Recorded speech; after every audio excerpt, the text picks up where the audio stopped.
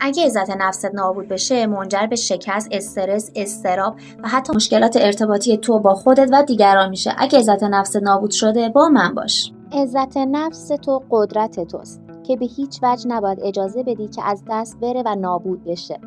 اون قدرتیه که تو رو از هر چالشی بیرون میکشه. پس اولویت و وظیفه تو اینه که از عزت نفست مراقبت کنی و اونو تقویت کنی. توی این ویدیو 5 تا راهکار خفن بهت یاد میدم که دوباره بتونی عزت نفس تو برگردونی. و آخرین راهکار مهمترین و سریعترین راهکاره که میتونه خیلی بهت کمک کنه. پس لطفاً به خاطر وجود نازنین خودت هم که شده تا آخر این ویدیو همراه من باش. راهکار اول، قضاوت دیگران. اگه اجازه بدی که نظر و انتقادهای دیگران، مثلا حرفاشون، رفتاراشون روی تو اثر بذاره، عزت نفس تو رو نابود میکنه. پس نباید نظر و افکار و رفتار دیگران باعث بشه که تو دید بدی نسبت به همه چی خودت پیدا کنی. و همچنین اینکه تو هم دیگران رو قضاوت کنی، عزت نفس تو رو پایین میاره. علاوه بر این موردی که الان توضیح دادم، مراقبت نکردن از خودت هم میتونه عزت نفس تو رو از بین ببره. پس مورد دوم که عزت نفس تو رو از بین میبره، مراقبت نکردن از خودت. اگه به نیازهای خودت، مثلا به استراحت، تغذیت، ورزشت و زمانی که برای خودت میذاری توجه نکنی و به سلامت جسمی و روحی خودت اهمیت ندی، عزت نفس تو رو از بین میبره. پس هوای خودتو داشته باش دوست من و به بدن و جسم خودت توجه کن. لطفا این ویدیو رو لایک کن و بیا مورد سوم رو بهت بگم.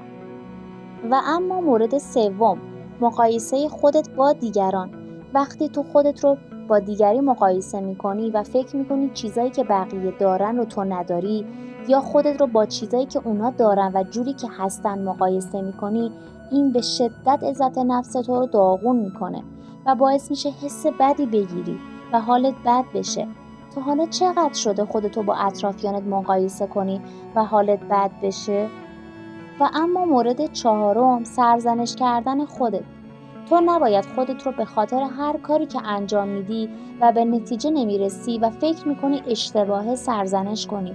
سرزنش کردن خودت به شدت به عزت نفس تو آسیب میزنه.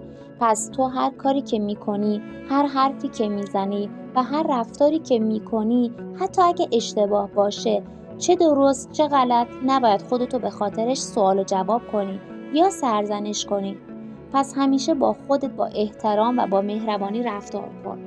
و اما آخرین مورد که در اول ویدیو بهت گفته بودم خیلی مهمه، نادیده گرفتن خودت که حسابی عزت نفس تو رو داغون میکنه و باعث میشه تو به خودت توجه نکنی، اهمیت ندی و خودت رو اولویت نذاری و برای خودت وقت نذاری. وقتی تو خودت رو نادیده بگیری، باعث میشه که دیگران هم تو رو نادیده بگیرن و برات وقت نذارن و بهت توجه نکنن. هیچ چیز مهمتر از تو، با ارزشتر از خودت در دنیا نیست. پس یادت باشه از این لحظه هوای خودت رو داشته باش و ببین تو چی میخوای، نه دیگران. چون مهم تویی.